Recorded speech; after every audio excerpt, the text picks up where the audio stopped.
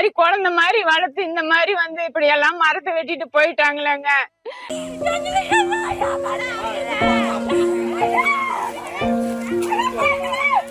கணவனை இழந்து மகனோட கஷ்டப்பட்டுட்டு விவசாயம் பண்ணிட்டு வர இந்த அம்மாவுக்கு இப்படி ஒரு நிலைமை. வெட்டக்கூடாதுன்னு சொல்லி போராடியும் ஆள் இல்லாத நேரத்துல 100க்கும் மேற்பட்ட தேக்க மரங்களை இந்த அதிகாரிகள் வெட்டி சாச்சிருக்காங்க. 100 மரத்துக்கு மேலங்க.